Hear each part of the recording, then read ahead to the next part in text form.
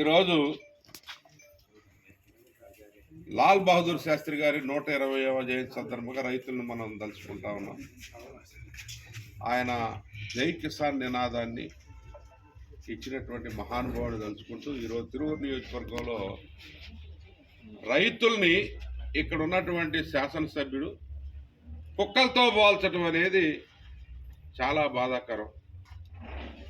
మొన్నేమో విలేకరులని ఇంటికి వచ్చి మీ బట్టలు తీసి మేము కొడతాం, దాడి చేస్తాం అని చెప్పి మాట్లాడటం, మరి మహిళలతోటి అసభ్యంగా ప్రవర్తించినట్టు ఆరోపణలు రావటం, ఆయన గురించి ఒక మహిళ సూసైడ్ అటెంప్ట్ చేయటం, ఇవన్నీ కూడా మేము గమనిస్తూ ఉన్నాం. అనేక మంది శాసనసభ్యులు, పెద్దల గౌరవనీయులు, చాలా స్వాతంత్ర సమరయోధులు, మరి ప్రజల కోసం సర్వస్వం త్యాగం చేసినటువంటి పేట బాపయ్య గారు, పేట రామారావు గారు లాంటి వాళ్ళు ఇక్కడ ప్రాతినిధ్యం వహించినటువంటిది. అదేవిధంగా సాంఘిక సంక్షేమానికి ఆది పురుషుడైనటువంటి వేముల కూర్మయ్య గారు ఇక్కడ నుంచి ప్రాతినిధ్యం వహించి మంత్రిగా చేసి ఈ రాష్ట్రానికి సేవలు అందించారు. కోట రామయ్య గారు ఇక్కడ ప్రాతినిధ్యం వహించి 2 సార్లు శాసనసభ ప్రాతినిధ్యం వహించారు. మరి దరివిలా చాలామంది, మరి పూర్ణానందం గారు కావచ్చు, పిట్టా వెంకటరత్నం గారు కావచ్చు, లేకుంటే ఇంకా మరి కోనేరు రంగారావు గారు ఈ రాష్ట్రానికి ఉప ముఖ్యమంత్రిగా ల్యాండ్ సంస్కరణల మీద, భూమి యొక్క మరి భూములు, పేదలకు సంబంధించిన భూముల మీద ఆయన ఇచ్చిన కమిటీ రిపోర్ట్లు చారిత్రాత్మకమైనటువంటి. అదేవిధంగా పద్మజ్యోతి గారు కానీ, లేకుంటే రక్షణనిధి గారు కానీ అనేక మంది ప్రాతినిధ్యం వహించారు. కానీ ఈ శాసనసభ్యుడు మరి ఒక భాష, అన్పార్లమెంటరీ లాంగ్వేజ్, ఆయన రాజ్యాంగాన్ని చదువుకున్నాను, నేను ఐఏఎస్ ఐపీఎస్లకి కోచింగ్ ఇస్తున్నాను, నేను ప్రొఫెసర్ని పిహెచ్డి చేశాను అని చెప్పుకునేటటువంటి వ్యక్తి ఈరోజు ఏ విధమైనటువంటి భాష మాట్లాడాడో మనం అందరం చూసాం.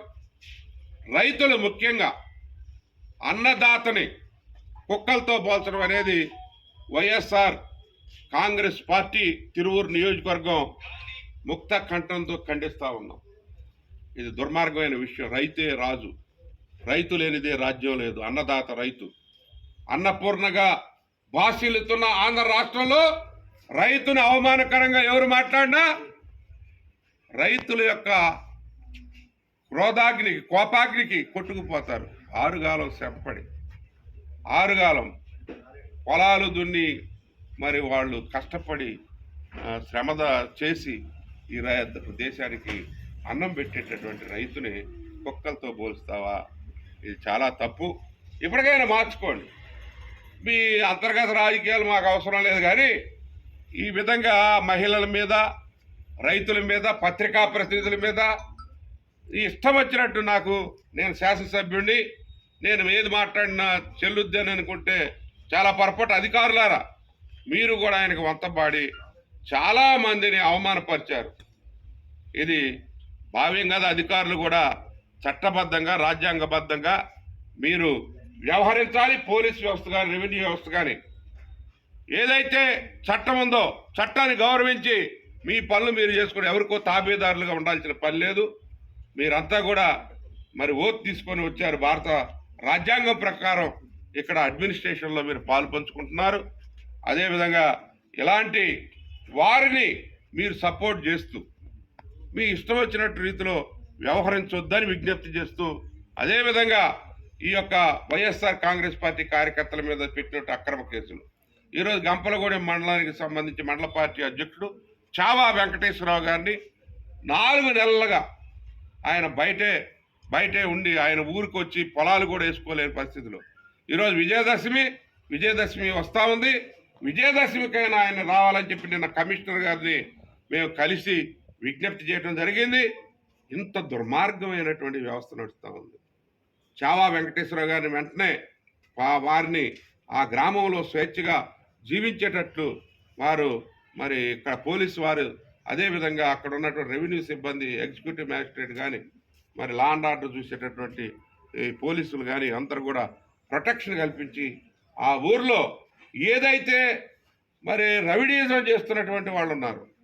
ఎవరైతే చట్టాన్ని అతిక్రమిస్తూ ఉన్నటువంటి వాళ్ళని సరైన రీతిలో మరి శిక్షించి, ఒకవేళ ఆయన తప్పు చేస్తే మీరు కేసులు పెట్టండి.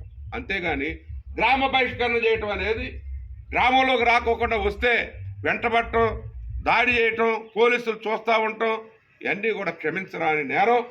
అదేవిధంగా చాలామంది మా వైఎస్ఆర్ పార్టీ కార్యకర్తల్ని వేధిస్తూ ఉన్నారు. ఆ వేధింపులన్నీ మానుకోవాలి. నేను చెప్తా ఉన్నా, ఈ శాసనసభ్యుడు మరి ఈ విధంగా ఏదైనా అంటే దళిత కార్డు పెడతారు. మేమంతా దళితులే నాయన. వేముల పూర్వయ్య గారి కాడ నుంచి రిజర్వేషన్ ఇక్కడ ఉంది. ఇక్కడ అందరం కూడా ప్రాతినిధ్యం వహించాం. మా నోర్లు మేము జాగ్రత్తగా పెట్టుకుని పబ్లిక్లో ఉండేటప్పుడు, బాధ్యతాయుతమైన శాసనసభ్యుడిగా ఉన్నప్పుడు మీరు రాగద్వేషాలకు అతీతంగా, మీకు అంటే మనుషులు కాబట్టి కోపం వస్తాయి, కానీ అది ఒక ఇన్ కెమెరాలో ఉండాలి, కానీ నాలుగు గోళ్ల మధ్య ఉండాలి. కానీ బయట పబ్లిక్లో వ్యవహరించేటప్పుడు మీ మాట తీరు, మీ నడవడిక అన్నీ కూడా అబ్జర్వ్ చేస్తారు. మరీ ఘోరంగా మహిళల ఆరోపణలు చేస్తున్నారంటే, లైంగిక ఆరోపణలు మీ మీద వచ్చాయంటే ఇది చాలా మరి ఆలోచించాల్సినటువంటి విషయం. ప్రభుత్వం కూడా ఆలోచించాలి. అధికారులు మరి ఈయన మాటలు వింటూ ఈయనతోటి అంటగాగుతున్నటువంటి విషయాన్ని మేము తీవ్రంగా ఖండిస్తూ, అధికారులు ఇప్పటికైనా వేధింపులు మానుకోవాలని చెప్పి వైఎస్ఆర్సీపీ మరి తిరువూరు నియోజకవర్గం పార్టీ మొత్తం కూడా ఏకగ్రీవంగా మేము తీర్మానించుకొని మీ అందరికీ తెలియజేస్తా ఉన్నాం. ఇక మేము బయటకు వస్తాం, రోడ్డు మీదకి వస్తాం. ఏదన్నా మా కార్యకర్తకి ఏ విధమైనటువంటి అన్యాయమైన కేసు పెట్టినా రోడ్డు మీదకి వచ్చి పోరాటం చేస్తాం. పోరాడితే పోయేదేమీ లేదు బానిస సంఖ్యలో.